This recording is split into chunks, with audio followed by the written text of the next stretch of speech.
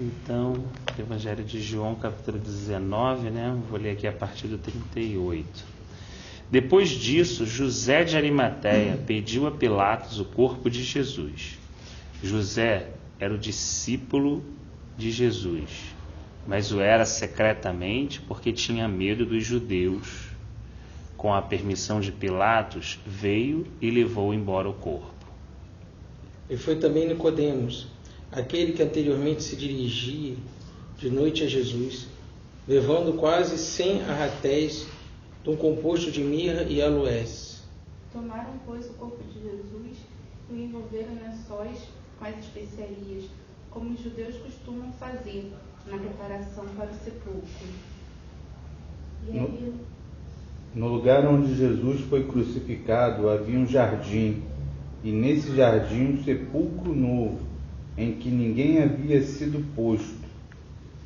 Ali, pois, por ser a véspera do sábado dos judeus, e por estar perto daquele sepulcro, fizeram a Jesus. Amém. Então, a gente está refletindo, digamos assim, se a gente puder separar em 4 partes, né, sobre o período da crucificação até o sepultamento, né, e a gente vai buscar no Senhor refletir junto, né, como a gente tem feito, né, na dispensação do Senhor. O que eu pensei assim, a gente pensar junto, né, diante do Senhor, diante da palavra do Senhor, e ver também o que o Senhor colocou de encargo no coração de cada irmão. Nesse período, nesse trecho que a gente leu, existe aqui um momento que eu acho assim ímpar, né? A gente sabe que nenhum momento volta, né? Mas às vezes momentos parecidos eles acontecem novamente aqui. São aquelas oportunidades que a gente está diante de nós que nunca mais retornam, assim. Na segunda passada a gente refletiu sobre o processo final da crucificação, da lança perfurada, da confirmação da morte do Filho de Deus, agora é o momento da retirada dele da cruz. E aparecem 2 figuras aqui que, assim, particularmente me chamam bastante atenção e, de certa forma, me deixam um pouco constrangidos, assim, com a atitude deles, né?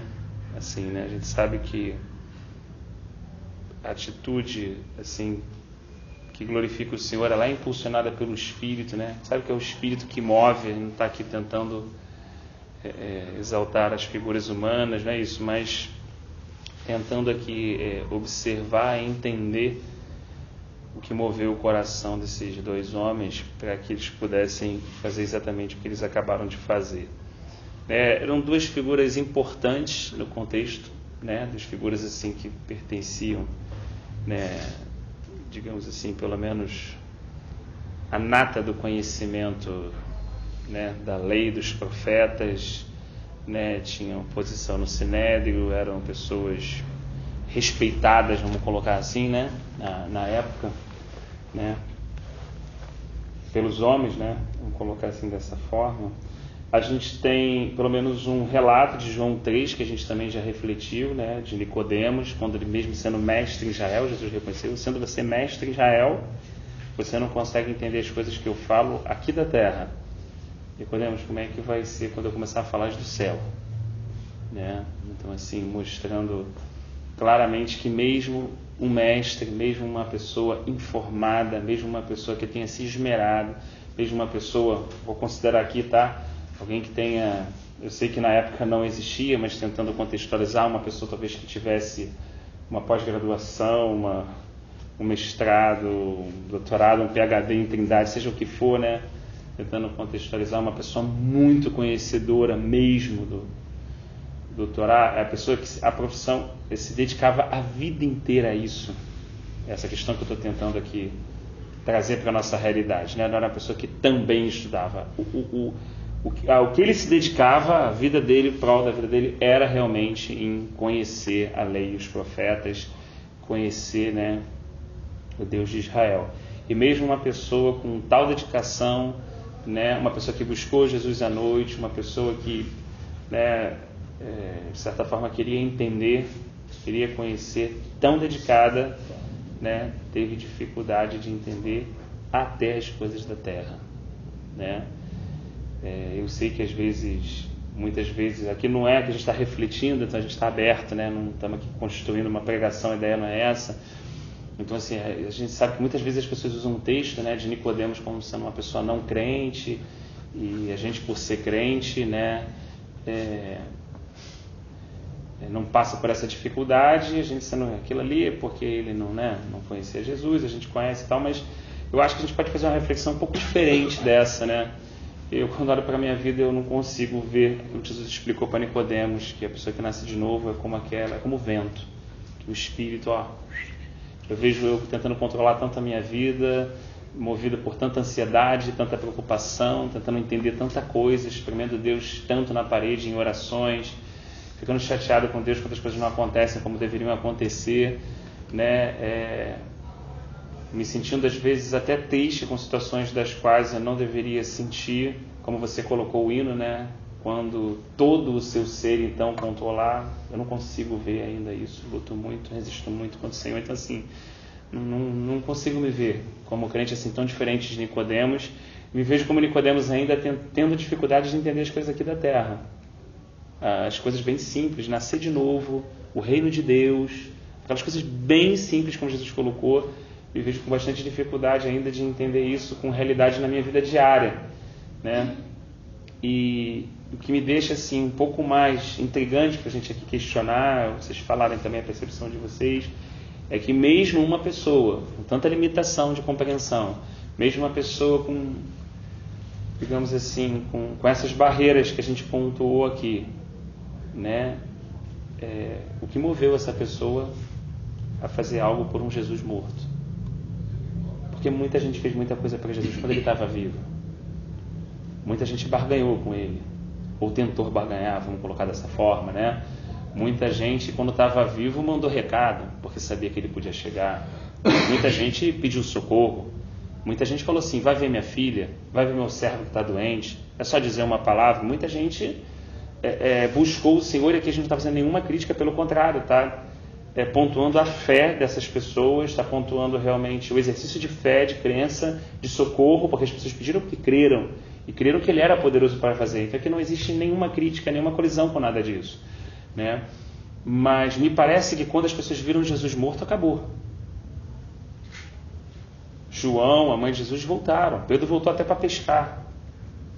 Os discípulos de Emaú falaram assim, pô, você é o único cara que está aqui que não sabe?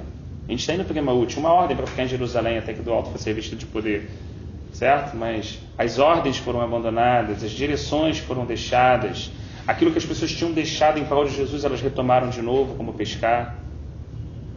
As pessoas voltaram atrás, então assim, a gente está falando de um momento onde, calma aí, cara, Jesus morreu. É porque a gente conhece o final dessa história. A gente ouviu a pregação do Evangelho e sabe o final dessa história. Mas se a gente pudesse tentar entrar nesse momento agora, se a gente pudesse tentar pensar como essas pessoas pensaram, se a gente pudesse sentir no coração o peso que essas pessoas estavam sentindo naquele momento, onde elas não sabiam onde a história ia dar, onde elas não tinham a esperança que a gente tem, onde as boas novas, elas haviam sido anunciadas, mas Jesus não havia ressuscitado. Ele estava simplesmente numa cruz. E na cruz agora ali, cara, ele não levantava um morto, ele não multiplicava um pão, ele não sarava um enfermo, ele não curava um leproso. Ele estava com as suas mãos pregadas e os seus pés pregados, e estava com a sua cabeça, né, ali com uma coroa de espinho, de escárnio, sangrando, né, até todo o seu sangue descer sobre a terra, até ele derramar todo o seu sangue naquela cruz. Então assim, já que não há mais nada para fazer, as pessoas viram as costas e vão embora. Elas viram... A gente não está falando nem da situação de Pedro, que foi conflituosa, de negar. Está falando de todos os demais. Todo mundo voltou e foi para a sua casa. Todo mundo abandonou. Até aqui tinha uma coisa, mas se não pode fazer isso, o que tem para fazer mais? Não tem mais nada. Por que fazer algo por um Jesus morto? Por que tomar 34 quilos de uma mistura de mirra e aloé preciosíssima para derramar sobre alguém que não pode fazer absolutamente nada, que não tem como atender mais nenhum pedido, que não tem como socorrer nenhuma aflição? Me parece talvez que se Nicodemos não tenha entendido com profundidade o novo nascimento naquele início, naquele momento, ou não tenha compreendido as palavras do Mestre, que aquele que não nascer de novo não pode ver o reino de Deus, algo aconteceu entre aquele tempo e agora. Algo aconteceu no coração de Nicodemos. Porque um homem que o foi buscar de noite acompanhou agora todo esse tempo e acompanhou até a crucificação e foi além da crucificação. Porque quando todos os outros foram, ele permaneceu com José de Arimateia, que o seguia secretamente. Podemos falar assim, seguia porque tinha medo, mas os que tinham medo também foram embora. Os que estavam perto também, os discípulos.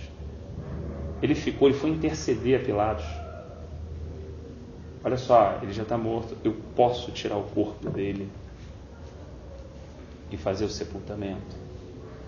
Eu sinceramente, refletindo, eu não consigo achar nenhuma outra explicação senão gratidão, senão reverência, senão respeito, sabe? Senão, ainda que nada possa fazer por mim mais, eu não vou virar as costas. Ainda há algo para fazer, né? Eu fico refletindo na minha situação, mesmo crendo que Jesus ressuscitou e que tudo isso é real e tal, quando eu olho, seja o meu final de semana, quando eu olho o meu dia, quando para mim Jesus parece que está morto, porque isso é uma realidade. No meu coração posso crer que ele está vivo, mas em quantos momentos da nossa vida nós nos comportamos como ele estivesse morto? Não que ele esteja morto, não. Ele vive, mas eu me comportei como ele estivesse morto. O que significa estar morto metaforicamente? Alguém que está ausente, que nada pode fazer, que não ouve, não fala, não vê, não percebe nada. E quantas vezes eu me comporto como Jesus não estivesse vendo nada, não estivesse ouvindo nada, não estivesse indiferente, não estivesse nem presente. E quando tudo isso acontece, como é o meu comportamento? Ele é parecido com Nicodemos de Arimateia. Mesmo nesse momento, onde não há nada do que ele fazer por mim, eu dobro o meu joelho, agradecendo simplesmente pelo que já é, ou que já foi, ou como os outros discípulos, eu volto as costas e retorno para minha casa. Entenda bem, eu não estou fazendo nenhuma reflexão da gente dizer que abandonou Jesus, deixar de congregar, não é essas situações. A gente está falando de uma essência muito interior, de um comportamento que é imperceptível um outro homem julgar a gente. Só o Espírito Santo pode nos ajudar a sondar, esquadrinhar o nosso coração, para nos ajudar como nós reagimos diante do Senhor no nosso dia a dia. Se talvez o meu discurso não seja parecido com Emaú, se talvez diante de uma decepção, ou diante de uma frustração, ou diante de algo não alcançado, ou diante de um objetivo que parecia ser tão simples, mas se tropeçou nele, mesmo diante de um fracasso, como o meu coração reage? Ele reage em gratidão? Ainda assim, os 34 quilos de mirra e aloé, assim todo o perfume que um dia ele depositou na minha vida, mesmo naquele momento de fracasso, eu devolvo tudo para ele? Eu retorno tudo para ele? Eu pego aquilo que é o melhor, como aquele túmulo que era novo e que nunca havia sido usado,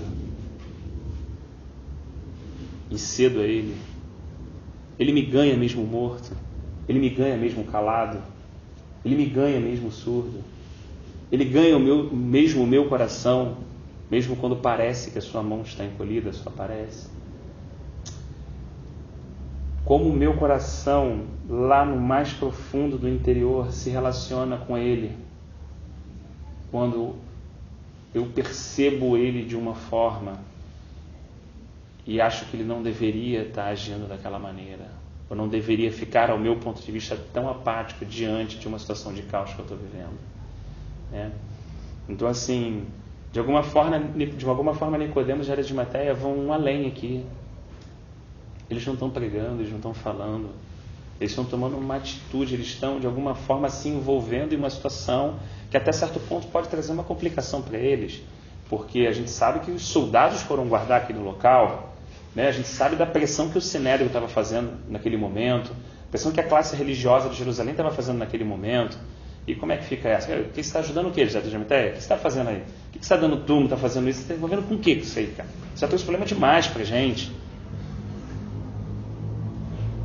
Será que até quando Jesus não faz nada por mim, eu vou me envolver em uma situação que só vai me trazer problema? Em uma situação que parece não me trazer nada de positivo e ainda trazer problemas. E às vezes eu não quero nem meter a mão naquilo. Eu falo assim, pô, meu, já, sabe, tá soprando para qualquer lugar, eu não sei nem mais o que vai ser, como é que eu vou meter a minha mão ainda nessa situação? Né? Então, assim, a gratidão, ela realmente, ela é algo que é despertada, ela não é algo mecânico, ela não é algo mental, ela não é algo que possa ser exercida sob disciplina, sabe? A gratidão está muito ligada com uma posição do coração. É como a gratidão fizesse que a gente andasse por uma direção que a lógica diz para não andar. É quando a nossa mente raciocina e pensa e realmente a gente concorda com a gente mesmo que não resta outro caminho senão andar para aquele lado. Mas a gratidão nos arrasta para outro. Eu acho que isso que Paulo estava querendo dizer quando falou assim, o amor de Cristo nos constrange. Ou seja, o meu sentimento natural não seria esse, minha forma de pensar não seria essa, o meu caminho não seria isso, mas é como eu fosse capturado. Se eu fui capturado, houve aqui minimamente uma reflexão, houve um reconhecimento. Caramba, o que Jesus fez na vida de Nicodemo de Arimateia? Parece que a princípio eram homens de posse, para ter um túmulo daquele novo, para se dispor de 34 quilos daquele perfume. É uma pessoa que aparentemente não tinha uma necessidade. Porque eu queria ser, mas já tem a importância, já tem a projeção social, já tem o reconhecimento, já tem o conhecimento.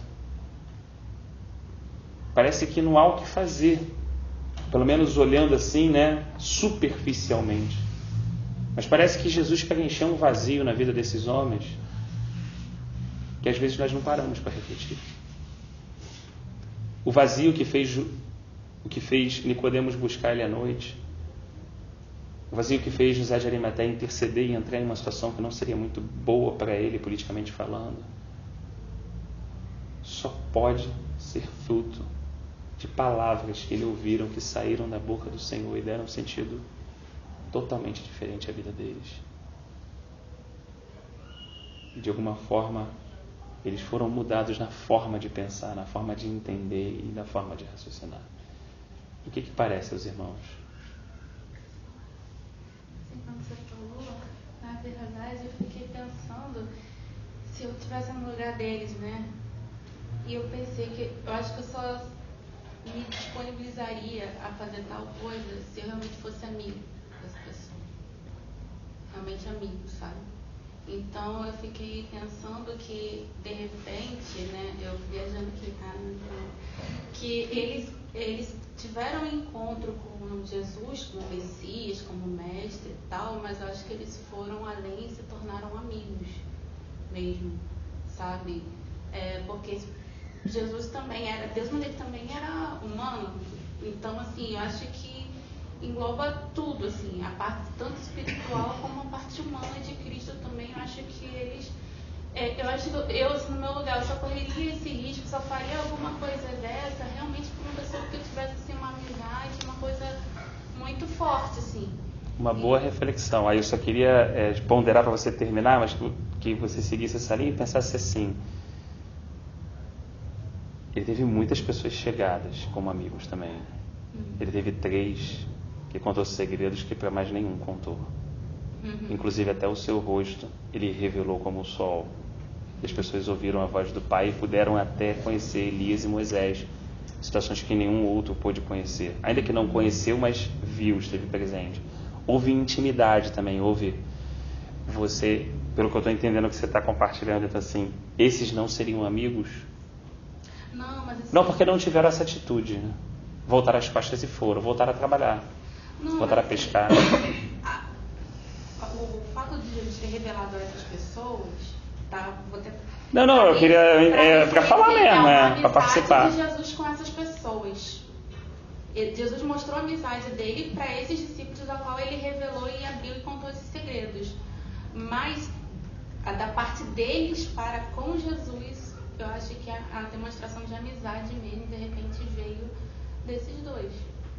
Entendeu? Porque uma coisa é você considerar uma pessoa amiga, outra coisa é a pessoa realmente ser sua amiga.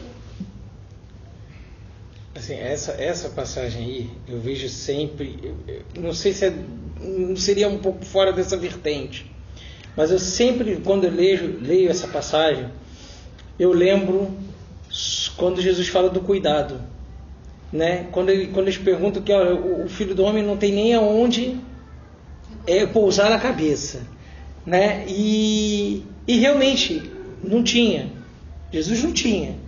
E toda vez que eu vejo essa passagem, eu lembro, Jesus não precisava se preocupar nem onde ele ia ser enterrado. Porque com detalhe, é uma coisa interessante, se você, não é, porque muitas vezes as pessoas pegam isso e jogam para a vertente da teologia da prosperidade. Mas se você for reparar, não foi isso que Jesus quis passar para a gente. Foi de que realmente não teria necessidade, passaria luta, mas não passaria fome, entre aspas. Não passaria fome. Mas porque até na hora dele morrer, ele tinha onde ser colocado. E não foi em qualquer lugar. Ele não foi enterrado, entre aspas, como indigente. Né? É verdade. Seria como indigente. Se você fosse olhar o que foi morto na cruz, o ladrão, ou o que seja, seria colocado como indigente, como o pior das pessoas. E ele não foi colocado desse jeito. Porque além dele ter um sepulcro, entre aspas, virgem, foi separado as melhores especiarias, né? E pessoas importantes pediram o corpo dele. Né? Então até nisso, vamos dizer assim, Deus preparou, né? Se for colocar desse jeito. Né? Então eu sempre vejo essa passagem como o cuidado de Deus. Que realmente às vezes a gente para pensar e ver se Deus cuida de nós, nem nisso a gente tem que se preocupar. Nem com isso a gente tem que se preocupar. E por que a gente se preocupa? Confunde gratidão com reciprocidade. É uma diferença bem grande. Por isso que a gente se preocupa. Quando a gente pensa em Deus, a gente pensa nele como uma reciprocidade. Já que a gente está fazendo por onde a gente tem que Ele teria que fazer pela gente. É verdade. É uma diferença grande aí. Por isso que essas coisas acontecem. Porque quando Deus fala em descansar nele é descansar. Coisa tão difícil, né, João? Mas é difícil. Porque é difícil. Assim, Não, eu falo isso porque eu também passo por. Eu acho que todos nós, porque é difícil quando a gente fala em descansar, realmente pegar o problema e esquecer que ele existe. É difícil. Porque o problema está ali, você está vendo. Ou o que seja, vamos botar um exemplo, a conta vai vencer, ou se a doença que está lá, que não passa, e está sempre batendo na tua porta dizendo que tá bom, você esqueceu, mas eu estou aqui, né? E você realmente pegar e pegar aquilo como jogar para um lugar totalmente de que você não está ligando, você colocar até às vezes como descansado, né? Não, você descansou, porque tem certas situações também que eu acredito até que Deus deixa acontecer para ver que a gente também não tem força para resolver. Porque tem certas situações que a gente pode fazer de tudo, mas a gente não vai resolver. Né? Eu acho que tem isso. Né? Eu acho que nessa passagem eu sempre vi isso, como o cuidado de Deus até na hora da morte. Interessante. Então vamos. Eu vi muito isso no funeral do meu pai. Tipo, porque quando meu pai foi infarto fulminante, então ninguém esperava. E você de uma hora para outra você tem que pensar em toda a questão de caixão, de não sei o quê, e o dinheiro que você gasta, você pensa que não vai gastar dinheiro com morte, mas tu gasta pra caramba. E Deus, assim, providenciou tudo. Tipo, levantou um amigo da família para providenciar todas as coisas, o lugar, tudo. E aí todo o dinheiro que foi gasto, assim, as amigas do meu irmão de trabalho levantaram dinheiro para ajudar a gente, pessoas que a gente nunca viu, e no final Deus restituiu ainda tudo de volta pra gente, todo o dinheiro gasto. Entendeu? Então é bem mais ou menos o que ele falou, cuidar de Deus até no momento da morte. Então acho que é uma linha interessante a gente pensar então, assim, nessa reflexão de que eles foram as pessoas que o Pai escolheu, designou para esse propósito. Ou seja, é algo tão sublime, que realmente a gente não vai achar explicação no indivíduo, no coração. E o privilégio. E tu imagina o privilégio. Eu comecei falando que, na verdade, assim, não vamos exaltar a figura. A gente até busca, pensa porque a gente também faz com a gente, né? Assim que a gente faz. Pô, será que eu mereço isso? Tanto pro bem ou pro mal, né? Não, agora eu estou merecendo que eu dei uns vacilos violentos. Não, agora, pô, estou certinho com Deus, então Deus tem que abrir as portas. Seja para um lado ou para o outro, irmão. É um pensamento perigoso. Então, assim, a reflexão vem exatamente para a gente pensar assim: olha só o privilégio que esses dois homens tiveram. Uma profecia vai se cumprir com Jesus ainda morto. Ele não seria enterrado, né? Exatamente, não usa a palavra indigente, mas ele estaria na sua morte com os justos, ou os ricos, nessa questão, né? Então, assim, foi exatamente o que aconteceu. Existe uma profecia que bíblica se cumprindo nesse momento. Deus levantou esses dois indivíduos para que isso fosse cumprido. Assim, é uma questão mesmo de privilégio. Existem outras pessoas também, mais tarde a gente vai ver Maria Madalena um pouquinho também, uma situação também de um derramar e tudo, mas assim, o que eu queria refletir é que às vezes, não sei se parece para os irmãos coerente ou não, os irmãos são livres para discordar, é que às vezes a gente busca muito em nós justificativas, ou como o Rafa colocou, explicações para a gente fazer alguma coisa, ou a gente faz muita conta, como eu falei, se a gente está bem essa semana ou não está, se a gente vacilou essa semana ou não, se a gente está bem com Deus ou não, se a gente está sentindo a unção ou não. A gente faz muita conta para tomar algumas atitudes, quando a gente deveria permitir apenas que o Espírito Santo tomasse a nossa vida e nos conduzisse e fizesse aquilo que o Pai deseja. Essa é a questão. Aqui está essa questão. Ou seja, quem vai ser glorificado? É o Pai. O Filho falou com aquelas obras. Quem vai ser exaltado? O Pai. E muitas vezes a gente quer estar sempre no centro do certo. Quer sempre ser o servo certo. Quer sempre ser a pessoa certa. E a gente, com esse negócio de certo, a gente não para de fazer conta o tempo todo. E nessa de fazer conta, ou a gente se acha não capaz, como muitos servos de Deus se colocaram, ou a gente se acha capaz até demais. E às vezes nem pergunta a Deus e vai embora. Não, agora eu já entendi, agora deixa comigo que eu vou tocar a coisa. Entendeu? Ou, por outro lado, não, eu estou fraco, eu vou, Senhor, por que o Senhor me chamou? Não tenho condição, o Senhor é da minha casa. Por que a gente vê isso na Bíblia, na verdade? Porque o homem, ele vai sempre andar nos extremos. Ou da incapacidade, ou da supercapacidade. E a reflexão final é entender que realmente nós não somos nada, mas tudo podemos naquele que nos fortalece. Não no sentido equivocado da compreensão da passagem bíblica, mas no sentido que, se entendemos quem nos criou e cremos nele, na sua pessoa e na sua obra, né? E cremos que uma vez estabelecida essa obra naquela cruz, nada e ninguém pode nos separar desse amor, né? E como inclusive penhor ele derramou sobre nós o Espírito. E se a palavra de Nicodemos está também sobre a nossa vida, porque nós nascemos de novo, então nós somos movidos pelo Espírito, por que resistimos ao Espírito? Aqui está a pergunta.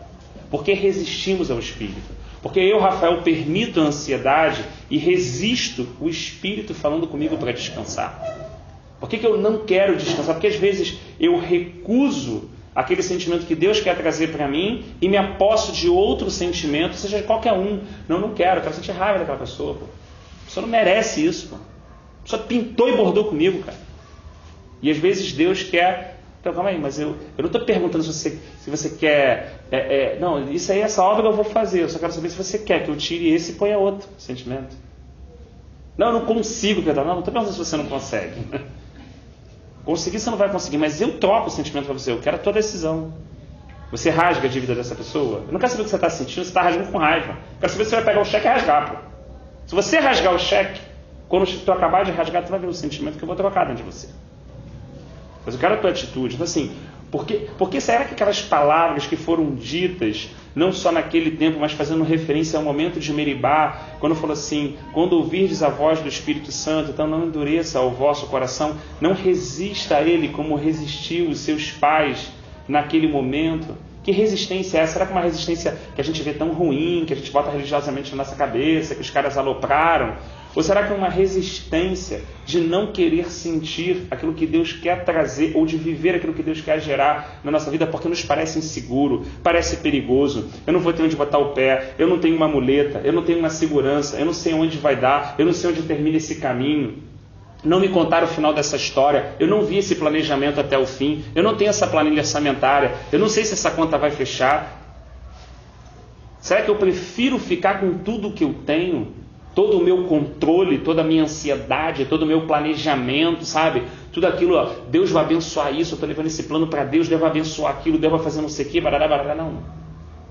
A Bíblia diz que Deus já nos abençoou com toda sorte de bênçãos espirituais nas regiões celestiais em Cristo Jesus.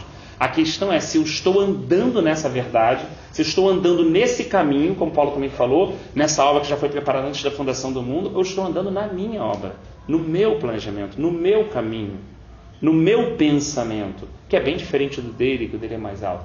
Então assim, quando eu olho essa questão e entendo que eu não vou encontrar resposta no coração de Nicodemos ou de José de Arimateia, mas a gente vai compreender que o Pai os designou, que eles foram movidos pelo Espírito Santo para fazer isso. Isso foi um privilégio. Então a gente começa a entender que quando a nossa mente é renovada, a vontade de Deus é boa, perfeita e agradável. Talvez não haja explicação naquele momento por que agir assim. Talvez seja perigoso agir assim humanamente pensando. Mas olhando agora e refletindo 2000 anos depois, a gente vê o privilégio, a gente vê a oportunidade, a gente vê que a gente está, na verdade, estudando e lendo coisas escritas de pessoas que tomaram decisões inseguras, ilógicas, que humanamente não eram compatíveis, não deveriam, na verdade, seguir porque nenhum outro tomou. Então, será que a advertência de não me conformar com esse século, mas renovar a minha vida pela renovação desse entendimento, para que eu possa entender essa boa, perfeita e agradável vontade, seja realmente real? Será que o que eu acho que é inseguro, na verdade é seguro e a minha mente não está renovada? Será que eu tenho muitas vezes, não quero me complicar, vamos colocar dessa forma, né? Se eu fosse José de Arimateia, cara, pô, me pede qualquer coisa, você não me pede uma oferta, eu tiro daqui, eu dou, mas não vou aparecer aí. Se eu tirar esse homem da cruz e a bigalinha, eu vou chegar no Shabá sábado, irmão. Eu vou começar a me questionar, cara. Pô, tu entendeu? Tu já tá fazendo isso, tá vendo? Ah, teu negócio aí, pô, a gente, pô, todo mundo orquestrou para essa situação acontecer, agora, entendeu? Cara, é por reação, cara. Tá buscando a porrinhação, João.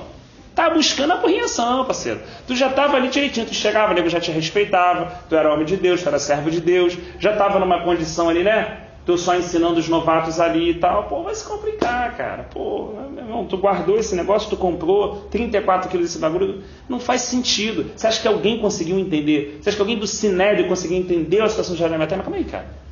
34 quilos de mulher, mas tu não deixar com teu pai, João. Com a tua mãe, cara, com a tua esposa, que isso, cara? Com o teu filho, que de repente houve uma tragédia, cara. Isso faz sentido na lógica humana. Isso faz sentido tirar.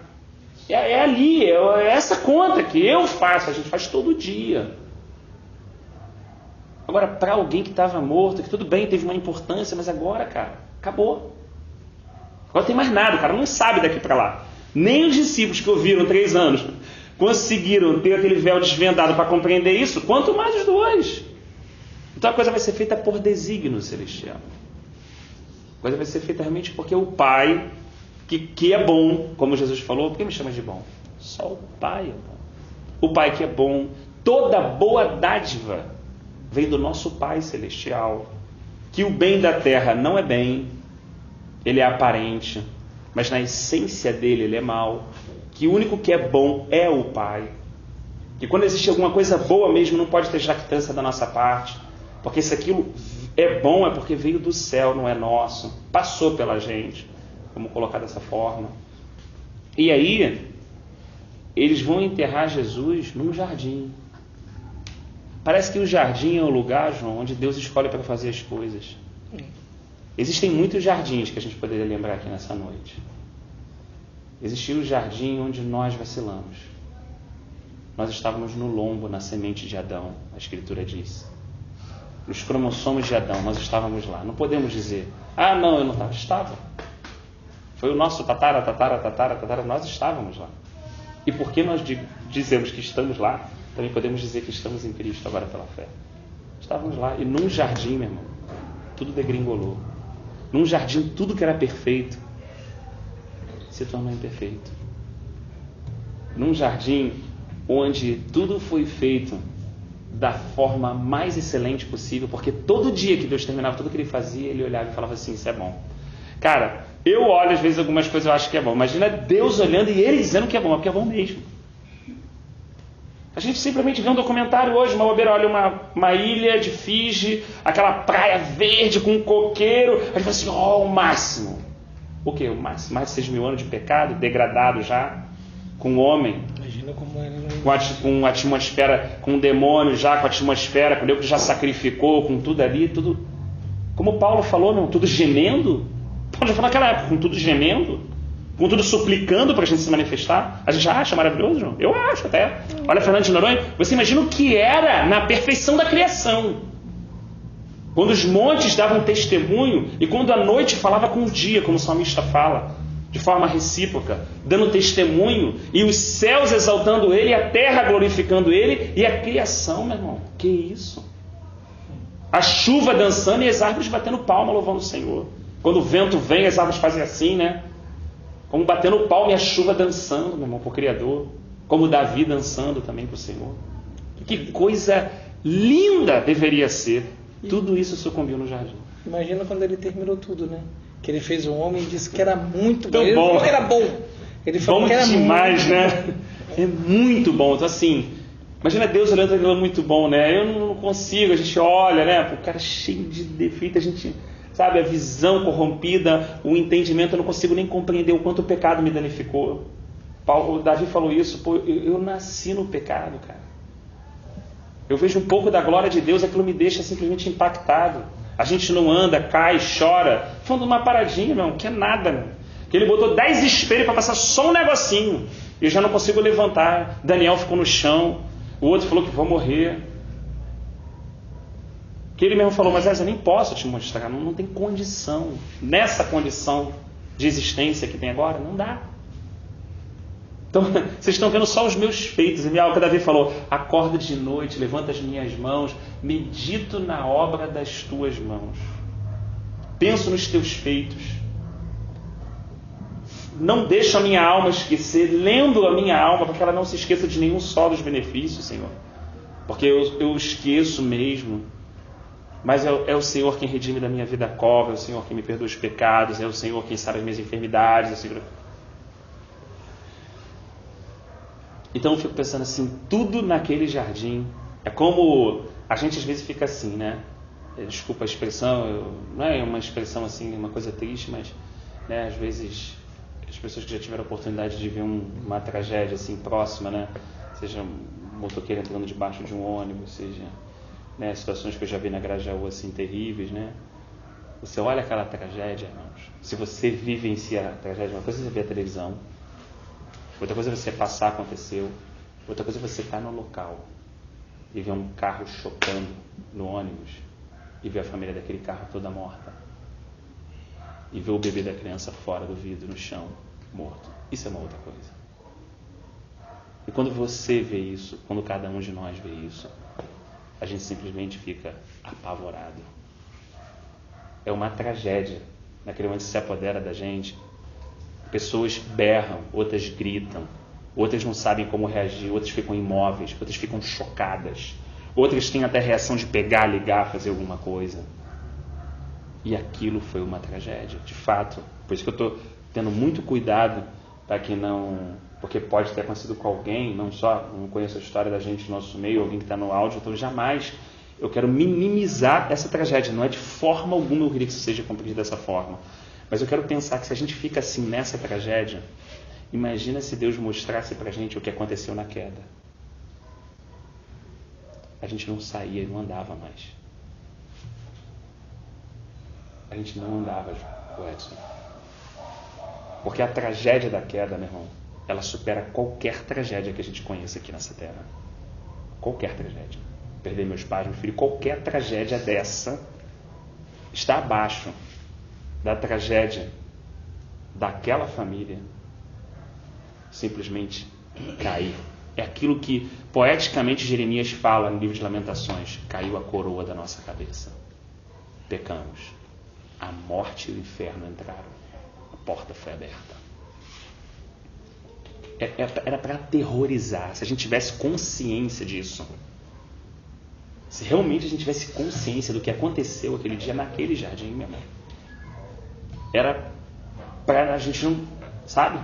Se fica, é que a gente simplesmente, a ficha não desce, simplesmente a gente fala assim: erramos. Adão caiu. É uma coisa que se o Espírito não revelar, fica muito longe, fica muito distante para a gente. Errou, não estamos falando disso. Estamos falando do meu erro já vendo no pecado. Não. Estamos falando de tudo aquilo que é bom e que é muito bom, tudo aquilo que Deus fez para louvor e glória da sua própria pessoa e do seu filho. Agora, aquilo ali foi entregue na mão de Satanás. Aquilo ali caiu, a morte e o inferno entraram. E aquilo aconteceu num jardim. Né? E eu fico pensando assim, que ao mesmo tempo como essa queda foi muito brusca, como alguém caindo assim, sabe? Aqueles caras que pulam lá de 10 mil metros, caindo. Eu fico pensando a luta que foi para Jesus lutar no segundo jardim para tudo isso voltar. Eu fico tentando pelo menos compreender, ainda que nunca entenda, o porquê daquelas gotas de sangue saindo dele. O porquê que tudo aquilo que foi perdido, tudo aquilo que foi entregue, toda aquela tragédia. Você sabe uma câmera que volta atrás? Imagina se você tivesse o poder de voltar aquela tragédia, entrar no carro, tudo de novo, você fala assim: caramba, estão vivos. E aquilo, né? Ou aquilo aconteceu, por mais que você não tivesse voltar, você olhar e o carro agora está recomposto, as crianças estão vivas, as pessoas estão vivas, e as pessoas estavam mortas e estão vivas. Você imagina se você pudesse presenciar isso, o tamanho da êxtase, da alegria que você viveria, Edson. Está todo mundo morto, daqui a pouco vem um vento, todo mundo levanta, falando, sem nada quebrado, glorificando a Deus. Como é que tu ficaria? Tu acabou de ver aquela tragédia, estava chocado, estava chorando, berrando, gritando. Daqui a pouco o nego sai andando, glorificando, falando. Como é que você ficaria? Já parou para pensar nisso? Está pensando agora, né? É como eu estou pensando agora. Como é que você ficaria? Não tem, a gente não está preparado para isso, essa é a questão. Os discípulos não estavam entendendo o esforço, o penoso trabalho que ele estava fazendo naquele jardim. Não sabia o peso que estava nas costas daquele homem que é Deus e daquele Deus que é homem. Estamos falando de muito mais do que os meus pecados pessoais. Estamos falando muito mais do que as nossas enfermidades. Estamos indo muito além, estamos falando de tudo que é criado, de tudo que foi submetido, de foi vendido. Estou falando do suor que tinha que se trabalhar. Agora está se suando sangue. Maldições revertidas. Estamos falando de coisas das quais a gente jamais vai entender, como a gente canta: eu nunca saberei o preço do meu pecado naquela cruz. Isso também está sendo revertido em um jardim. Por um homem, em um jardim, Paulo fala em Romanos 5, tudo caiu. Agora, por outro homem, o último Adão, em um jardim, tudo está sendo restaurado. Tudo está sendo recriado. Meu. E ele está olhando ali, como o livro de Hebreus falou claramente, ele tem essa consciência. Por isso que Paulo fala assim: cara, irmão, quem se gloria, quem quer se gloriar em alguma coisa, se glorie na cruz de Cristo. Porque a gente não tem noção do poder da obra da cruz. Às vezes a gente fala de unção, disso, de ministério, a gente não tem noção do poder da obra da cruz, na pessoa de Jesus Cristo de Nazaré. O que foi aquilo? O que foi aquele joelho dobrado? O que foi aquela oração? O que foi assim: olha, contudo seja feita a tua vontade. A tua vontade foi feita aqui. Todas as coisas foram criadas. Só que um Adão fez com que todas essas coisas viessem ao chão. Agora, a tua vontade vai ser feita. Todas as coisas vão ser restauradas no céu e na terra. Foi o que o livro de Hebreus falou. Até as do céu, porque quando Satanás se rebelou aonde? No céu, pô, uma mácula. Jesus Cristo vai restaurar até aquilo, meu irmão. Vai além. É o universo, estamos falando de muito mais além do que tudo que a gente imagina. Jesus Cristo está restaurando o que se vê, o que não se vê. Só Ele preenche o universo, meu irmão. Ele é o Filho de Deus, o Cristo, o Messias. É Ele que está lutando por tudo isso ali naquela hora, naquele jardim. Olha só. E naquele jardim houve uma grande vitória quando Ele levantou. Vamos. Uma grande vitória, uma grande vitória, uma grande vitória. Uma grande vitória. Era para todos os discípulos estar como? Pulando. Era para todos os discípulos falar assim, caramba, Ele não recuou. Caramba, Ele foi até o final. Ele não cedeu, como o livro de Hebreus falou, pô, vocês já estão desfalecendo, cara. Vocês nem chegaram a lutar a sua gota de sangue contra o pecado, contra o mal. Realmente, eu me vejo, quando eu olho essa situação, me dá constrangimento. Eu falo assim, caramba, que tipo de cristianismo eu vivo? Que tipo de cristianismo eu vivo quando eu paro para refletir nisso? Ou que tipo de coisa saiu da minha boca hoje, segunda-feira ou final de semana, porque eu estava um pouco chateadinho. Sabe? Porque eu queria convencer o outro a entender. Sabe? Eu olho assim e falo assim, caramba, que tipo de superficialidade. Eu fico refletindo direito da palavra e falo assim, meu Deus, eu sou como aqueles discípulos ali, sabe? Estou andando ali do lado, cara, eu não consigo entender tudo que Deus está fazendo. Eu não consigo entender tudo que Deus planejou e que maravilhosamente Ele vai estabelecer. É o que Paulo falou, cara, ninguém, ele vai chegando numa êxtase e ele fala assim, caramba, mas quem deu a ele primeiro para receber? Quem são dos juízos dele? Quem isso? Quem é esse? Meu Deus, glórias a ele pelos séculos dos séculos. Ele vai chegando numa situação que ele vai vendo e ele fala assim, caramba, vai muito mais do que a minha luta pela igreja de Éfeso, vai muito mais do que falar com os Gálatas, por exemplo, por que eles estão agora retornando a rudimentos, a questões judaicas, muito mais as questões que eu estou lutando com Corinto, vai muito mais além do encargo que ele me deu, muito mais da obra, do serviço, é ele que é o centro do universo. Ele é o centro de tudo que se vê e que não se vê. Paulo diz que todos os tesouros do universo foram escondidos em Cristo. Todo. A sabedoria própria personificada, que está não só no próprio livro de Provérbios, mas depois Paulo confirma isso em 1 Coríntios. Ele se fez sabedoria, justiça e justificação. Paulo está olhando e está vendo, é a pessoa dele, não é uma teologia, não é uma ideia, não é uma filosofia nova, não é um discurso novo, não é um conhecimento para o grego, não é um milagre para um judeu, é muito mais, é Deus se fez homem. Aquele que não podia se ver se tornou conhecido. É isso que João falou. Nós tocamos, nós vimos Ele. Ele é a graça e verdade encarnada. Era o verbo que se fez carne e habitou entre nós. Nada disso. Nenhum dos discípulos está enxergando. Aí, esse é o meu questionamento pessoal. Eu não faço esse questionamento, entendam bem, irmãos, para me entristecer, para culpar, para me cobrar. Não é nada disso. A questão não é essa. Longe dessas coisas, repreendemos essas coisas. Não é isso. O fim não é esse. O fim é Cristo. O fim é Cristo. O que nós estamos querendo ver no final? É Cristo mesmo? O que nós estamos buscando? É Cristo? Essa é a grande questão. O que nós queremos ver? A obra de Cristo ou o Cristo da obra? O que nós estamos buscando? A palavra do Cristo ou o Cristo da palavra? Nós estamos atrás do quê? Será que para nós, Deus nos usar, a gente tem um ministério e todo mundo vê que aquilo está frutificando e tal, e abençoando, a gente chega no final, correr a carreira e tal, guardei a fé, será que isso é legal? É isso que é o fim? Ou como Paulo falou assim, agora não me resta mais nada, a não ser ser ofertado como libação.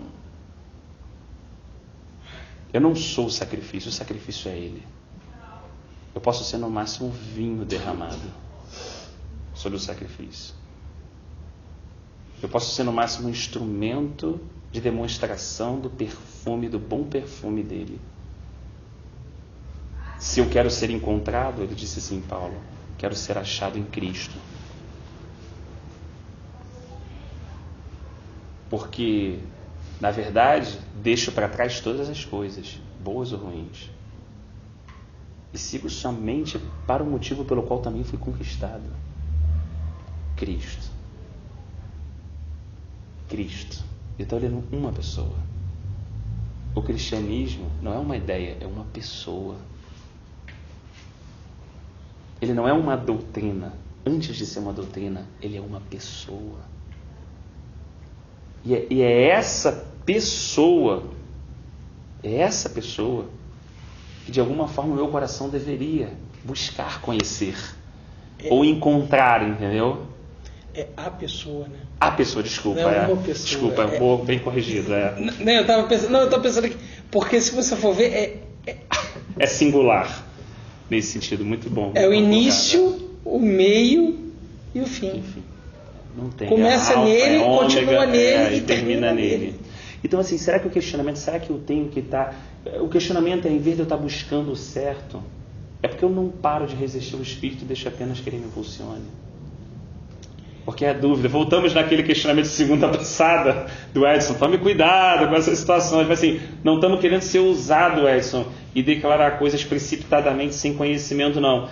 Até porque o Senhor conhece o nosso coração no sentido assim, a gente está querendo aprender junto, ou até refletir junto, ou até ver se de repente a reflexão é para ser feita de uma outra maneira. Nós não estamos querendo ser dogmático e dizer que é assim, que é assado, que isso é certo, que isso é errado. A gente apenas diante do Senhor não quer buscar conhecer uma religião. A gente quer seguir conhecendo Ele e prosseguir conhecendo Ele, como a palavra profética nos orienta. É isso.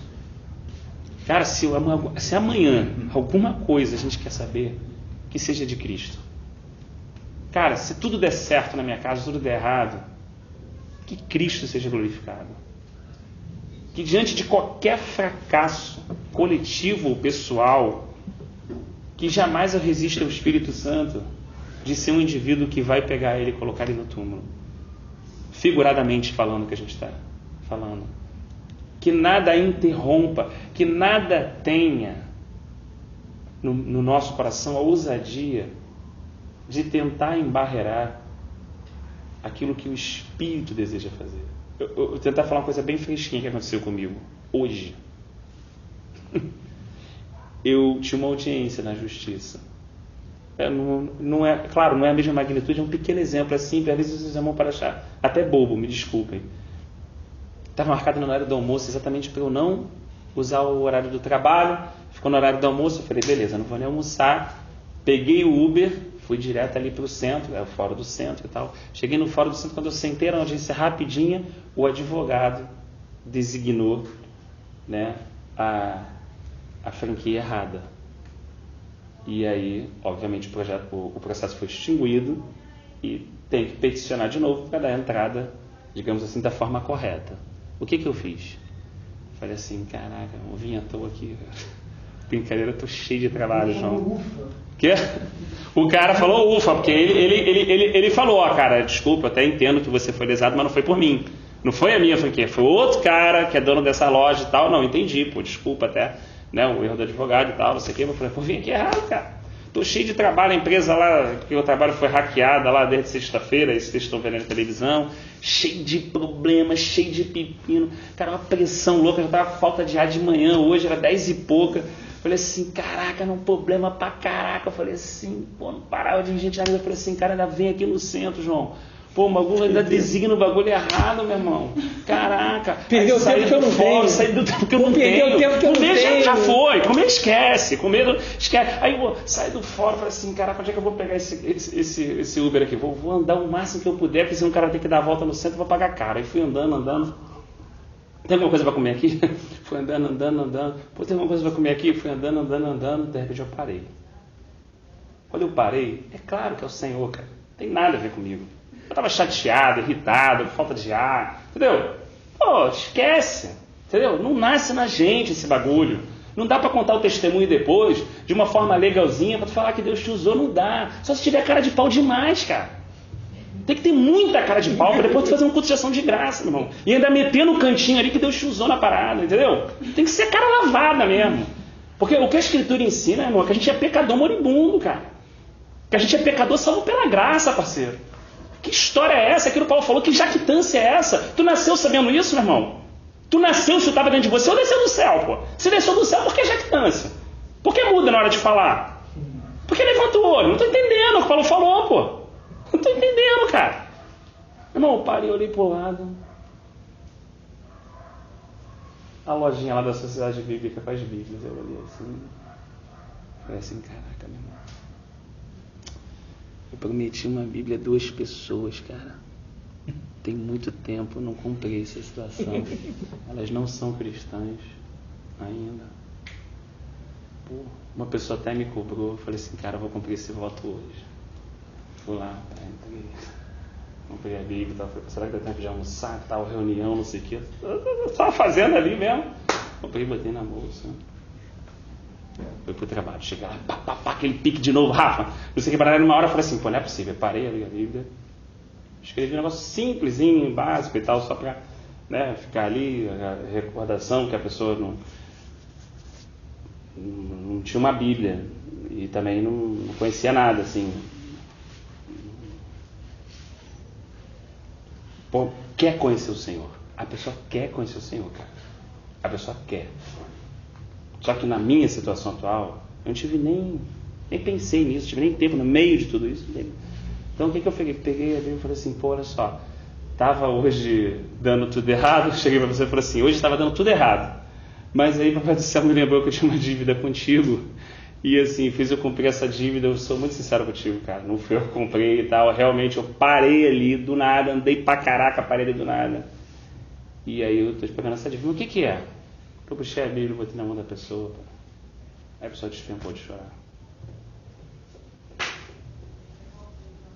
A pessoa despencou de chorar. Foi por canto para as outras pessoas do setor não ver. Despencou de chorar. Eu falei assim, caraca, irmão, tô cheio de problema aqui agora, tô com essa situação agora assim, e agora... E aí eu fiquei pensando, sabe? Que no fundo, se eu não consigo... Porque se a audiência dá correto, chega lá, o acordo, quanto é que é? 2 pau. Paga aí 2 pau, entra no Uber, nem almoço, parceiro, de tanta felicidade. Eu retorno e vou para a empresa. Já ligo da manhã no caminho, paga eu aquela audiência, dá alguma coisa que a gente pode fazer para as crianças. Eu sou assim, cara. Aí tu não vai cumprir teu voto? Então faz o seguinte, tu vai lá na audiência. O nego vai designar errado. Vou te deixar chateadinho, que tu funciona chateadinho, Rafael, entendeu? De boa tu não funciona. Chateadinho é uma maravilha, né, João? Quando a gente tá chateadinho de beicinho, então, né? Brigou, mas de beicinho aí não tem uma uva, que a unção desce. A unção desce, é assim que funciona, meu irmão. Eu não sei que evangélico que nego criou, meu irmão. De que Bíblia nego arrancou o que nego vive hoje. Eu não consigo entender isso. Porque não é assim que a gente funciona. É quando eu estou de baixo que Deus vai me usar. É isso, cara. Eu tenho que descer para ele poder crescer. Tem que descer. Vai ficar chateadinho e tal. Vou botar para você andar lá tipo uns 2 km a pé.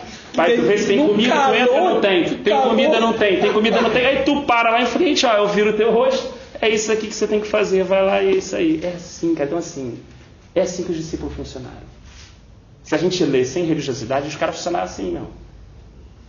Tava lá, palitando o dente, daqui a pouco eu vi a visão.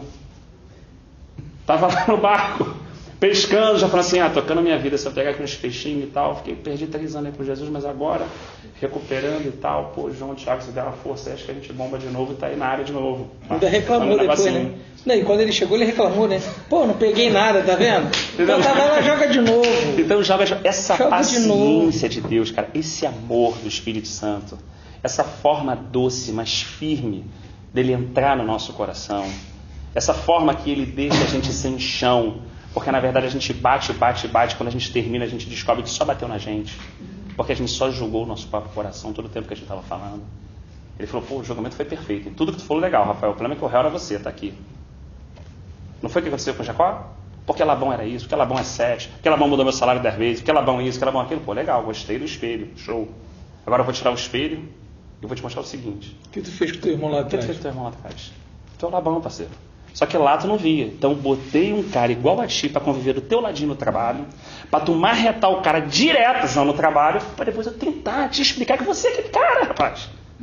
É isso. Porque talvez você vendo que é aquele cara, talvez você lute comigo a noite toda para mudar a tua história e a tua vida. Porque enquanto você não vê que é aquele cara, você ainda vai achar que é um crente legal. Ainda vai dizer como o Jacó, que se tu me guardar, se tu me levar, se tu me voltar, se tu abençoar, se tu guardar meus filhos e tal, eu vou te dar o dízimo. Então ele vai falar até que vai dar o dízimo, pô. E vai ser um cara superficial até morrer. Então o que eu vou fazer? Eu vou criar um problema. Meu irmão, eu vou criar um problema, o cara vai te enganar, tu vai trabalhar 7, depois mais 7, 14, tudo na permissão de Deus.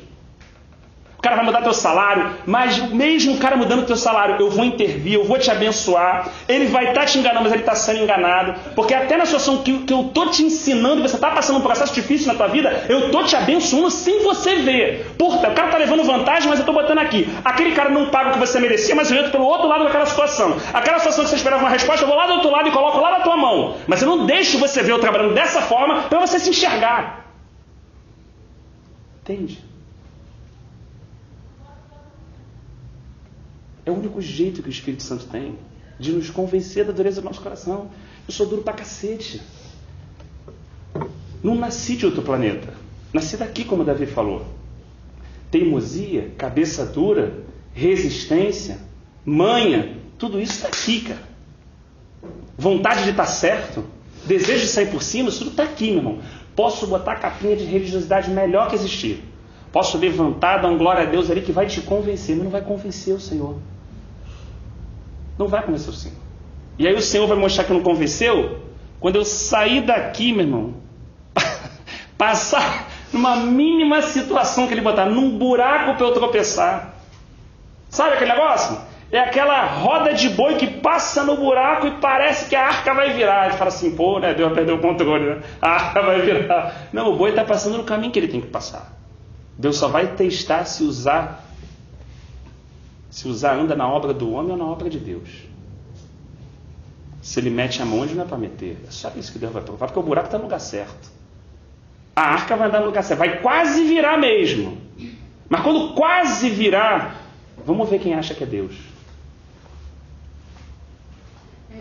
Entende a situação? Então assim, Deus está no controle, esse controle é absoluto.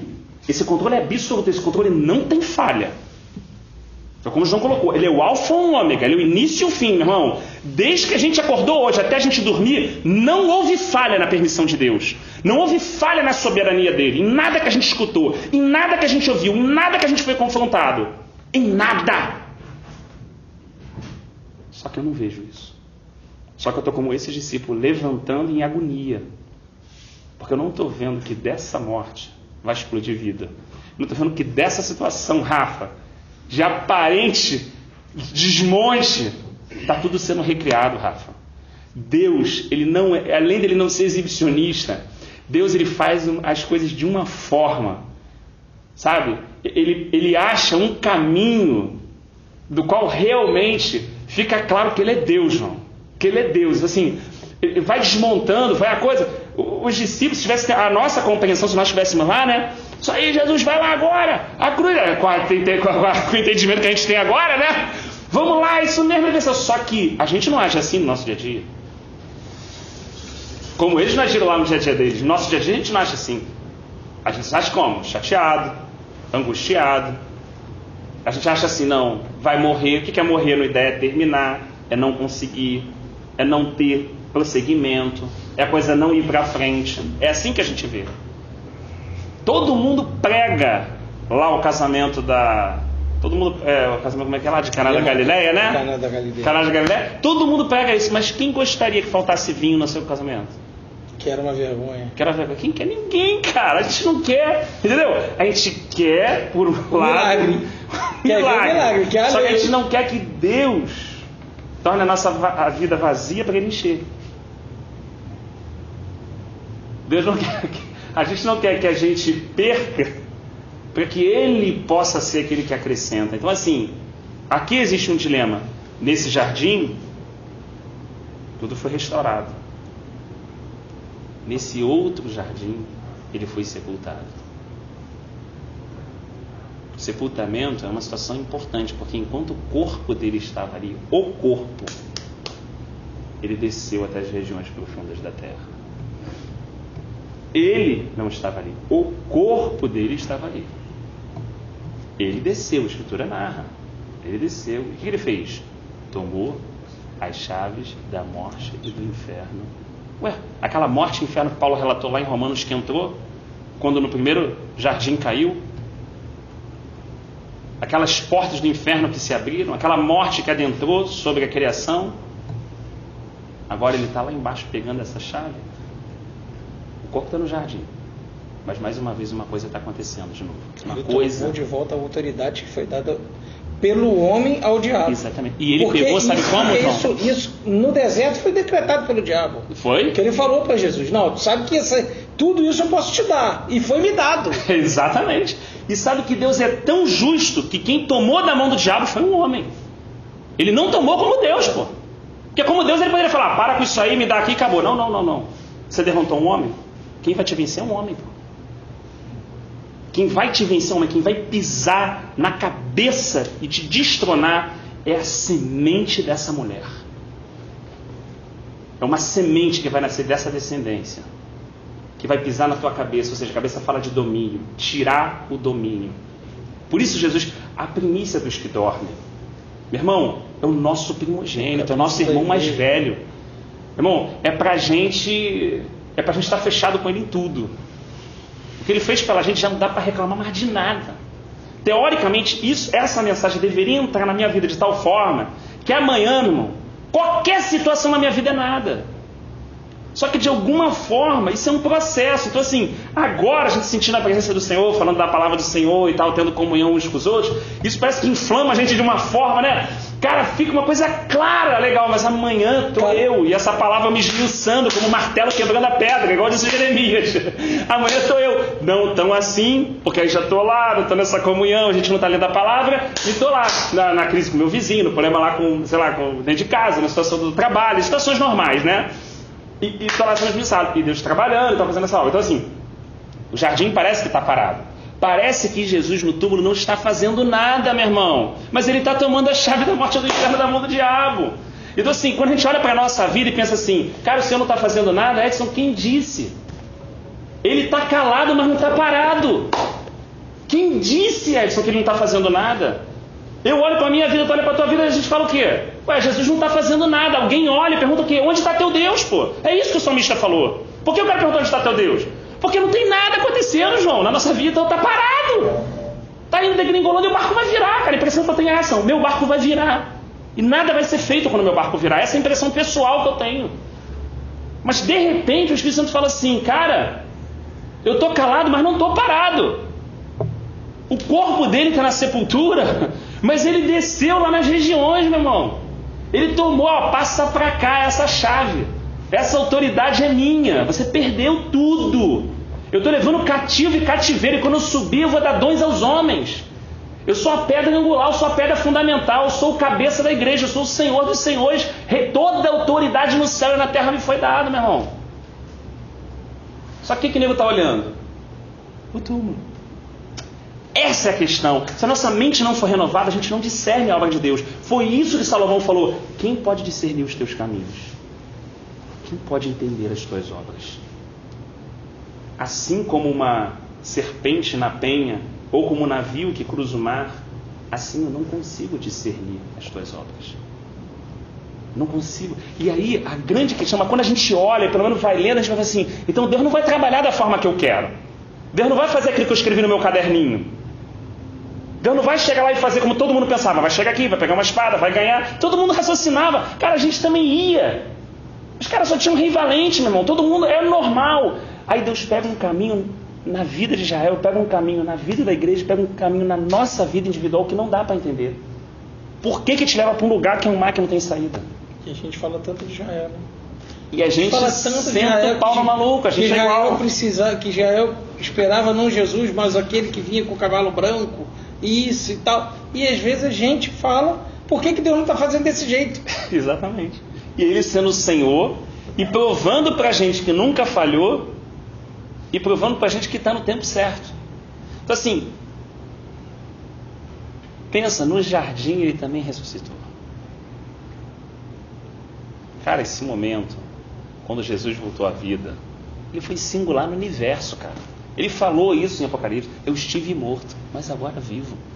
Cara, ele falou isso diante dos anciãos, diante do Pai, diante de João, cara. E o próprio anjo falou com ele, não chora não, parceiro. Existe aí o filho de Davi, meu irmão, raiz de Jessé, o leão da tribo de Judá, ele venceu, ele pode abrir esse livro. Ele pode quebrar esse selo. Ninguém no céu e na terra pode abrir o livro. Ninguém tinha autoridade para abrir aquele livro. Ninguém tinha. O livro está na mão do pai. Você vê que o filho foi lá, pegou o pai e abriu. Quando ele abriu, o livro é a sequência daquilo que a gente lê. Ele começa a narrar exatamente aquele fato. Toda a história está na mão dele. Tudo está na mão dele. Olha o tamanho da sua presciência. Olha os seus atributos. Olha quem ele é como Deus. E ao mesmo tempo como ele se propôs a ser no seu coração, como ele é na sua essência. E a gente tão pequeno, assim, sei lá, tem 41 anos, pô, nada, né? Eu ouço uma pessoa mais velha contando história, às vezes fala assim, caraca, não deu tempo de saber nada ainda, né? A pessoa vai falando tanta coisa, tanta sabedoria. Eu falo assim, uma pessoa mais velha, você olha assim, ouve, às vezes meu pai tá com 70, né? Ficou vendo meu pai e tal. É aquilo que Eliú falou, cara. Imagina tu parar e ouvir Deus, parceiro. E a gente diz que não tem tempo para ele. Não sei como é que eu organizo minha vida mais, Edson. Se eu chego ao ponto de dizer que não tenho tempo para ouvir Deus, quer dizer, não é que eu não tenha tempo. É claro que numa vida religiosa eu vou levantar, fazer meu devocional, tudo direitinho, papapá. Não estou falando disso. Porque a gente é cara de pau. A gente arma um esquema, meu irmão. A gente arma um esquema para fugir da cruz. A gente arma um esquema para deixar de ser confrontado.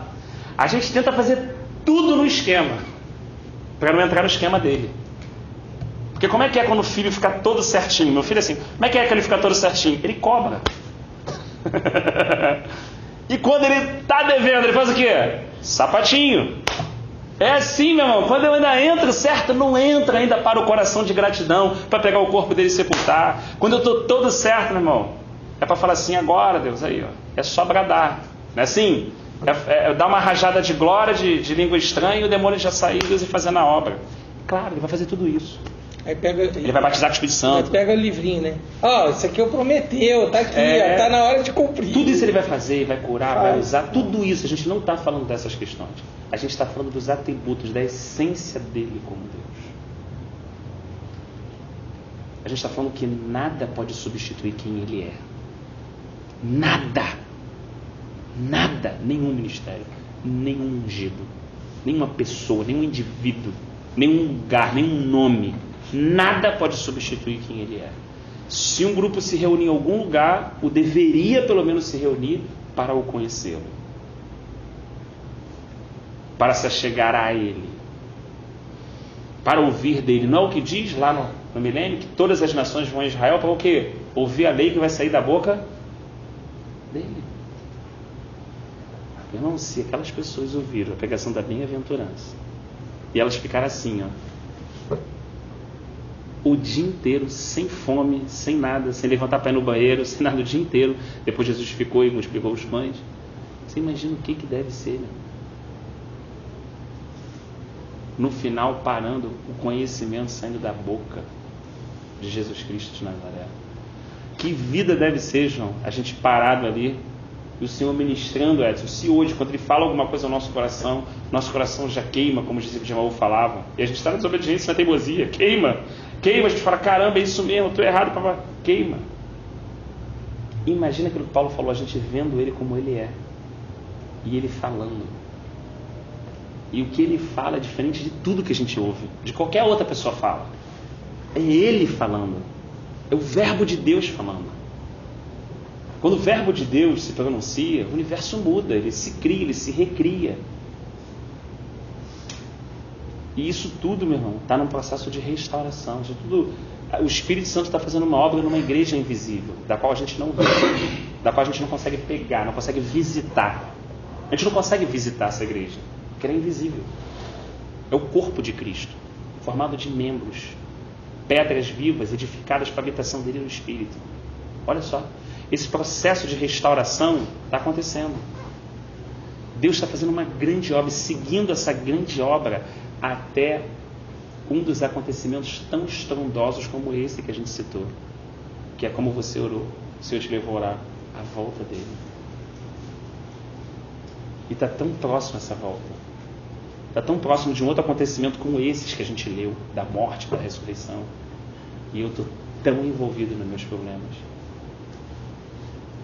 O que eu peço a Deus? Que quando eu olhar e ver que Ele está parado aos meus olhos, que eu não volte para minha casa. Que eu não volte ao meu estilo de vida.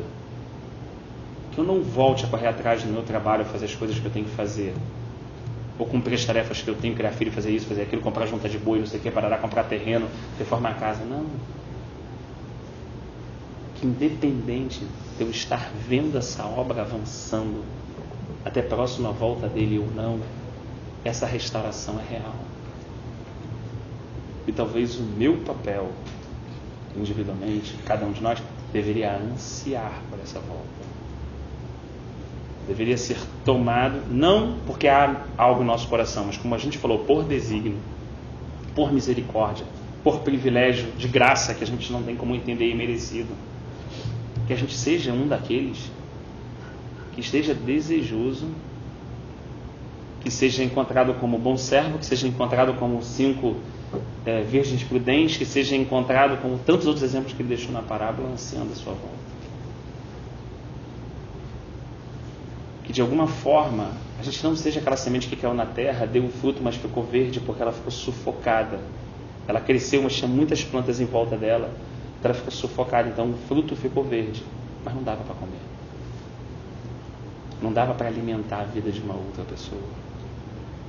Então, às vezes, legal o evangelical na minha vida, legal o pássaro não falar não pegou, legal não era tão raso, tinha profundidade, legal cresceu, mas e aí, o fruto ficou verde? Eu estou sufocado, a sensação que eu particularmente sinto, eu estou falando desculpa às vezes peguei assim, mas é uma situação de reflexão, às vezes o que eu sinto é como se o fruto estivesse verde.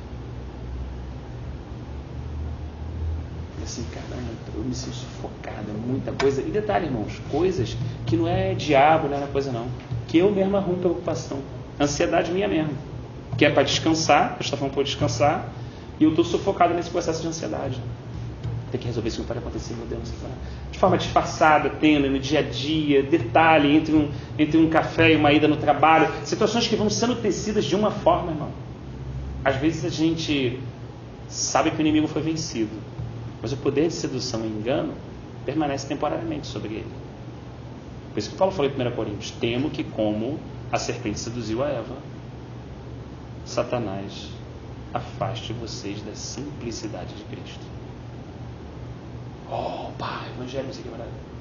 Já era. É Cristo esse crucificado. É a simplicidade dele nele. Perdeu isso, foi seduzido. Perdeu isso, se perdeu no caminho. Quase que uma luta diária. Que seria impossível a gente lutar se o Espírito Santo não estivesse com a gente, lutando com a gente mesmo. Porque pra gente é blau, todo dia eu estou descendo a ladeira, todo dia eu estou indo para Emaú. Estou falando figuradamente, tá? Todo dia eu estou indo para Emaú. É claro, irmão, você pergunta assim, você está exagerando. Não, irmão, é claro, o Espírito Santo nos traz aqui, amém, estamos aqui, o Senhor nos ajuda aí na oração, nos ajuda. Mas eu estou falando no entendimento, eu não estou falando de sair daqui, ir para não sei para onde, largar a vida, chutar o balde, eu não estou falando disso. Eu estou falando de todo dia sair daqui para Emaú, todo dia decidir seguir a minha lógica. Todo dia entender que é muito mais seguro Emaú que Jerusalém. Jerusalém, o bicho está pegando, parceiro. Jesus foi crucificado e se nego vê quem é dele, meu irmão, vai moer. Os caras estavam dentro de um cenáculo como? Cheio de medo, meu irmão. Cheio de medo. O nego foi para Emaú porque gostava de Emaú. Emaú agora é cidade, está dando casa, está dando tudo, minha casa, minha vida. Claro que não, cara. Era alguns quilômetros de distância. Quem queria estar em Jerusalém, parceiro? A chapa está quente. Voltamos de José de Arimateia. Vamos se comprometer o quê, meu irmão? Já acabou, Deus prometeu isso na minha vida, mas agora ele está calado, ele está morto. Eu não vejo nada, não vejo situação. Está sepultado, eu olho lá, o corpo dele está parado lá, Rafa. Eu não estou conseguindo enxergar que ele desceu na terra e está fazendo a obra. Meu irmão, ele é o início, ele é o fim, ele ergue, ele destrói, ele faz tudo. Ele era, ele é, será eternamente. Eu não consigo estar tapado na minha segunda-feira, eu não estou vendo nada disso. Estou vendo minha mulher me enchendo o saco, estou vendo meu filho rebelde, estou vendo não sei o quê, estou vendo problema no trabalho, estou vendo tal situação, estou vendo aquela carta que chegou, estou vendo o cara do condomínio me cobrando uma parcela que nem era para eu pagar, estou vendo não sei o quê, estou vendo isso aqui, estou vendo isso aqui, é isso que eu estou vendo. Chega no final, vou para uma geração para pedir, pelo amor de Deus, Senhor, a hora da revolução fortalece para eu aguentar mais uma semana. Não é isso, é evangelho. Não é, não pode ser isso. Não pode ser uma porção de poder que você toma domingo para aguentar uma semana. Não faz lógica, não é o que está escrito. Ele falou que veio da vida e vida em abundância. Vida zoe, vida incriada. Vida que não tem início. Ele disse que se a gente crer nele e o que ele diz, meu irmão, de nós seríamos rios de água viva. Sairia da gente. Por que não sai muitas vezes na minha vida? Essa é a reflexão diante da palavra. E não é que isso a gente está refletindo para fazer. Longe disso. Porque ele trabalha tanto no convencimento como no efetuar, no querer tudo. Eu entendo que o Espírito Santo apenas derrama para a gente ter a consciência, como você falou. Por que ele coloca coisas insolúveis? Para a gente ver a nossa incapacidade. Mas é uma coisa ruim, essa incapacidade, para a gente ficar voltado para a gente mesmo? Não. É porque a hora que a gente vê essa nossa fraqueza, a gente conhece o poder dele. Na hora que a gente sabe, caraca, mas eu não achei que ia ser... eu não achei que era tão complicado assim, não. Aí é nessa hora que tu vê assim, caraca, mas que Deus eu tenho que descomplica as coisas como eu nunca imaginei. Pô, eu achei que eu era mais forte, não sabia que eu era tão fraco. Mas em compensação, ninguém nunca me disse, João, o quão forte Jesus é. O quão forte aquele Deus que se tornou homem, cara, botou os pecados da humanidade inteira, enfermidade, doença, principado, potestade, hoste maligna, demônio, meu irmão, sendo afrontado, toda aquela situação contra o próprio desejo dele, seguiu rumo à cruz decidido, em obediência, sem voltar e sem olhar para trás, até que se entregar naquela cruz e falar, Pai, está consumado. Que força de caráter é essa que existe em Jesus Cristo de Nazaré? Aquele mesmo que está sentado sobre o cavalo branco, não o primeiro, agora o outro na volta, que saiu para vencer e venceu. Quem é esse que não perde uma batalha? É isso que o salmista fala. Quem é esse general dos exércitos, meu irmão, que peleja? Só que a gente usa essas paradas tudo errado. Usa isso meio solto, dando uma consagração, usa um negócio meio assim, aí tal, aí não faz o contexto, não faz a ligação da vida, não faz o morrer diário, o negar tomar a cruz e seguir. Não faz isso numa situação pessoal que eu vou ganhar algo, não. Mas uma situação onde ele vai revelar o poder dele, onde ele vai mostrar quem ele é, onde ele vai ser glorificado. Então as coisas ficam perdidas, ficam sem sentido. Aí uma hora a gente, pá, glória a Deus, meia rajada, outra hora, meu irmão, tu encosta do lado do caboclo e fala assim, olha, irmão, se mais uma semana eu não fizer nada, eu estou partindo. Cara, é impressionante, mas é assim. Aí a gente volta ao caso do deserto. Caraca, uma abriu, meu irmão, nosso Deus é tera. Aí o pessoal fala, aí é giga. Aí o nego passa, vibra, glorifica e tal. Fica 3 dias sem beber água, meu. O nego chutarei e fala assim, eu morri do lá. Ah, pelo menos tinha. Pelo menos lá tinha sepulcro aí. Olha o sepulcro aí, João. Lá tinha sepulcro para a gente ser enterrado. Aqui nem sepulcro a gente vai ter, não foi o que eles falaram? Nem sepulcro vai ter. Lá tinha sepulcro para ser enterrado. Olha a preocupação. Olha a ansiedade. Olha eu ali no meio daquele povo, meu irmão. 40 anos rodando naquele bagulho. 40 anos rodando. Por que não foi menos? Porque não dava para ser menos. Por que uma coisa fica no fogo 30 minutos que não pode ficar 20? Por que meu coração precisa desse tratamento? Pela dureza dele. Rafa, se eu largo um prato daqui e quebra, beleza. Se ele não quebra, eu vou jogar ele de onde? Daqui, meu irmão. Se o Espírito Santo está falando, está tratando, está falando comigo, nessa altura não dá, vai mais alto, meu irmão. Tem dúvida disso? Está escrito. Está escrito. Você acha que ele poupou Pedrão? Você acha que ele poupou Pedrão da circunstância? Vamos lembrar. Você acha que 40 anos tomando conta de ovelha, pisando em chão, meu irmão, cheirando a ovelha daquele jeito fedorento, que Moisés ficou, um cara que andava de seda fina, meu irmão, em palácio, só lá em conhecimento, 40 anos, por que ele não fez em 5? Porque não deu, precisou de 40. E mais 40, para tratar do povo. Mais 40 para tratar do povo. Por que o tal do Jacó precisou de 20 anos? 7 mais 7 mais 6 depois. Por que José só chegou ao trono aos 30? Porque 13 foi aquele caminho dele. Porque Paulo ficou 13 nas Arábias. Pensa, vê o tratamento de Deus na vida do homem. Vê o mesmo Deus que criou o homem do barro com os dedos da sua mão. Agora usa circunstâncias diárias como ferramenta, recriando esse homem à sua imagem e semelhança, por meio do Espírito Santo que ele enviou sobre esse homem, tratando ele, reconstruindo ele na vida diária. Por meio de dias bons, mas também por meio de dias maus. Ganhando, mas também perdendo. Subindo, mas também descendo. É isso que Paulo falou, agora eu entendo. Porque eu sei viver na humilhação e sei viver também na exaltação. Eu sei viver na fartura, mas sei viver sem nada. Porque Deus me colocou em todas as situações. Para quê? Para eu estar naquela situação dando glória a Deus, ou na outra situação dando glória a Deus, ou porque Ele me apertou para eu buscar, ou agora Ele deu muita coisa para mim? Não! para que eu possa entender que o tudo é nele, que a força vem dele. Tudo posso naquele que me fortalece. Houve um conhecimento, houve de fato, houve algo que ele está falando assim, caraca, cara, eu não sabia que Deus era assim. Eu não sabia, nem os discípulos de Emaús sabiam. Pô, tu sabia que era Jesus? Não sabia, mas eu vi queimando o coração. Cara, mas pô, é ele. Mas por que ele veio atrás da gente? Pô, deve ter muita coisa mais importante. Ele foi lá, pegou a chave da morte do inferno, foi não sei o quê, voltou lá, tal. Por que ele está andando? São 2 Zé Mané, a gente entrando para cá, parceiro. A gente não vale um centavo. Ele já tinha falado para a gente 10 vezes para a gente ficar em Jerusalém. Agora ele está fazendo exatamente o contrário. Por que ele está aqui do nosso lado? Cara, amor incondicional, coisa que não entende. Por que ele ama a gente assim? Não dá para explicar. Por que ele é paciente dessa forma com a gente? Não dá para entender. Por que é longânimo? Por que é perdoador? Por que ele é pai dessa forma que constrange a gente? Por que aquele pai, irmão, que não precisa falar alto? Ele olhou o filho e já olha e a lágrima já desce. Você vê que Deus tem todo o poder e não é autoritário com a gente, meu irmão. Isso é um absurdo. Se eu fosse Deus, eu não seria assim. Isso é um absurdo. Ele tem todo o poder, não é autoritário com a gente. Jesus mostrou isso na parábola do filho pródigo. Ele não é autoritário. Que situação é essa que age com tanta doçura, mas com firmeza? Se precisar, tranquilo, joga a gente no leito, cola, tá sem nenhum problema, porque ele tem controle absoluto. Ele sabe até onde ele vai, ele sabe até onde ele vai apertar. Se ele precisar tirar daquela situação, ele faz. Deus. O problema é que muitos veem e falam da palavra do filho pródigo pelo que foi, mas ninguém quer se ver pelo que ficou. Eu estou aqui sempre e o senhor não me deu nem um bezerro para me alegrar com os meus amigos, e esse aí que ficou distribuindo tudo, o senhor foi lá. Às vezes a gente não quer se colocar nessa posição. Aí o que o pai fala para ele? Mas você está aqui comigo. Você está aqui comigo. O que é meu é teu. Aquele ali estava perdido e se encontrou. O que é meu é teu, mas ele não sabia que era dele. Ele não sabia nem que o pai dele agia assim, né? Essa era a diferença. A sensação do coração dele era de injustiça. Porque ele falou assim, olha, eu estou aqui todos os dias, o senhor nunca me deu uma ovelha, olha de injustiça. E a situação do que se perdeu, falou assim, poxa, queria voltar para casa do meu pai.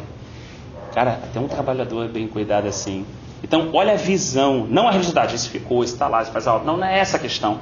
Um olha e vê como é o coração do pai. E o outro está junto do pai com sentimento de justiça dentro dele. Eu estou fazendo aqui, cara, mas não está certo. Deus não deveria me tratar assim. Sabe? É uma coisa, irmão, é muito oculto. Às vezes ele só tira isso da gente numa circunstância. Ele prepara uma coisa legal. Vou preparar essa circunstância aqui. Aí ele vai criar uma situação, sabe? Qualquer situação ele cria. Vizinho, familiar. Ele é expert nisso. Qualquer coisa, congregação, ele vai arrumar um negócio que tira a gente do sério. Uma situação, ele vai colocar que a gente vai se enervar tanto, irmão. E não sei se vocês já repararam, quando a gente se enerva e a gente abre a boca, a gente fala tudo aquilo que está no teu coração. Fala tudo aquilo que está no teu coração.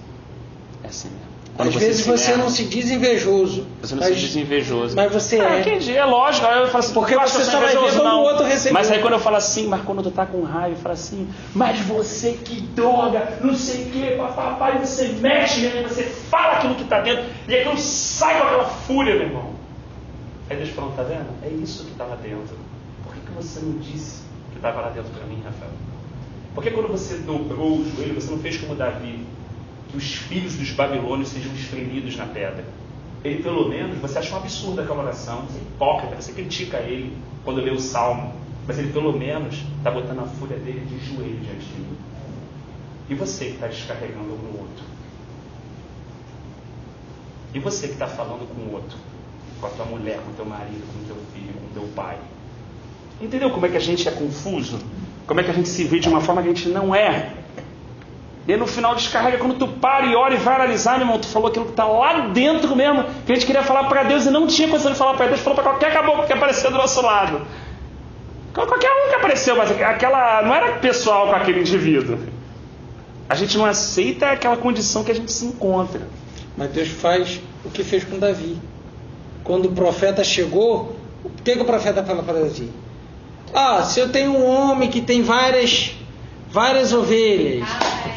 conta uma história, uma circunstância. Ele conta uma história. Não, tem várias ovelhas. Ele vai lá, pega uma ovelhinha daquele que tinha lá, mata, ele toma a ovelha. Aí Davi no seu centro de justiça, ele merece morte. Davi, é você.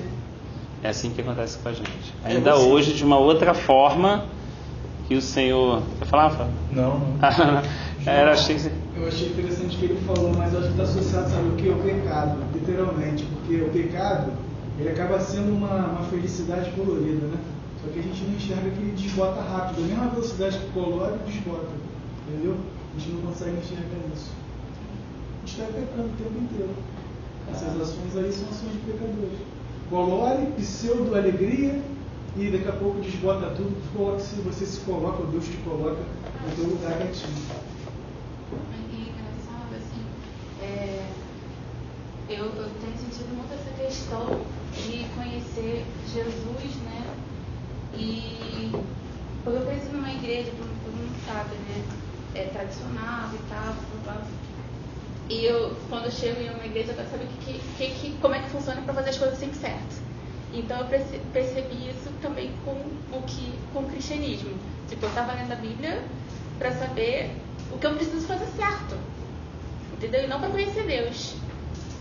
Você tá entendendo? E Deus vai mostrando essas coisas para você. Tipo assim, às vezes a nossa intenção de estar certo é bom, mas na verdade, tipo, eu só queria estar certo, né? Então, assim, e aí, por exemplo, eu vi o pastor Anderson Silva falar uma vez, que ele fala assim, às vezes a gente peca e a gente acha que pecou contra a instituição, contra a igreja, contra a religião. E a gente não pensa no pecado como a gente ferindo alguém que ama, que é Deus. Sabe? Isso, assim, tipo, mexeu comigo. Porque como aí eu percebi o quanto eu estava querendo ser certa perante a religião e não perante realmente a Deus. Entendeu? Então, se eu querendo me acertar, eu não estar pecando, era para eu estar de bem com a religião, né? Como fala, não trazer mau testemunho para a religião, aquela coisa assim. Isso tá? E aí eu percebi que, tipo, eu não tinha essa concepção de pecado como se eu estivesse realmente, tipo, atingindo a Deus diretamente, vamos se dizer assim, né? Então, assim, cara, Deus faz realmente essas coisas e mostra, tipo, que mesmo a gente se achando todo certo no negócio, a gente vê que, cara, assim, cara, você pode estar se achando, mas você não está, sabe? Então, tipo, e Deus tem me confrontado muito nisso. Eu lembro que eu estava numa dinâmica assim na minha cabeça o tempo todo querendo entender as coisas, entender até o próprio Deus, querendo entender o cristianismo, querendo entender tudo, e aquela coisa assim borbulhando na minha cabeça mesmo. E aí um dia eu não fiz nada em casa, eu não fiz nada, parecia que eu estava totalmente dominada por aquele negócio. E aí o meu marido falou assim, faz alguma coisa. Eu falei assim, eu não quero fazer nada, porque eu estou com muitos pensamentos na minha cabeça, eu não consigo fazer, eu preciso resolver as coisas na minha cabeça. E ele, não, você precisa fazer alguma coisa. Aí eu falei assim, eu não quero, não sei o que, tipo, dei aquela pirraça, né? Aí daqui a pouco eu vou escrever, acho que eu preciso escrever. Ele, então escreve. Ele, então escreve. Eu, tá bom, vou escrever. Aí eu fui começando a escrever, fui botando assim as coisas pra fora, daqui a pouco Deus, tipo, deu aquela resposta que parece que tu, tipo assim, era um quarto totalmente escuro e totalmente bagunçado e com tudo assim, tipo, e aí ele pegou, simplesmente chegou assim, pum, acendeu a luz. Tipo, uma sensação muito, muito estranha.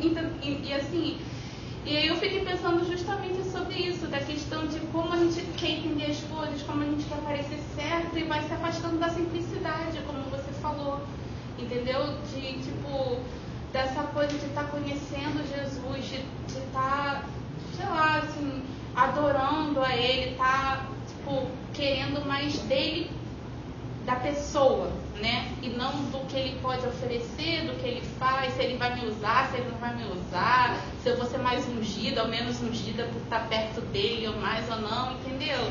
Tipo, então, assim, voltar essa simplicidade aí também eu acho que é um desafio nos dias de hoje, né? Porque justamente a gente está tão cheio de coisas, cheio de turbulência na nossa mente, e às vezes eu tenho pelo menos esse defeito, né, de me me botar um peso, culpas sempre assim a mais das coisas. Então acho que voltar a essa simplicidade acho que o desafio, eu acho que Deus quer falar muito nessa simplicidade mesmo, da gente estar junto dele, assim, né? Sem procurar fazer mil coisas, ou estar preocupado, até mesmo assim, estar trabalhando muito e às vezes a gente está trabalhando com boas intenções, mas a gente não está obedecendo, né? Às vezes é pra gente estar parado, às vezes é pra gente estar, sei lá, só na presença dele, e a gente coloca muitas atividades, muitas coisas, achando que a gente está fazendo por ele, quando na verdade a gente está fazendo por nós mesmos, eu acho. É a parábola do jovem rico, né? Pela ótica humana ele estava totalmente certo, mas o amor dele estava dentro das riquezas que ele tinha, né? E assim, toda vez que eu leio uma parte na Bíblia que tenha Nicodemos e José de Arimateia, me causa assim um turbilhão de sentimentos, porque esses homens, eu vejo assim que o homem sempre falta alguma coisa, que esse vazio que o homem sente é estar próximo de Jesus, do jeito que eles estavam. Esses homens tinham tudo, eles eram o cara da época, eles eram a mente pensante mais brilhante, eles tinham tudo, portanto que o que eles levaram para Jesus valia muito dinheiro, aquilo que está um sepulcro novo, num jardim, quanto que não deveria valer aquilo?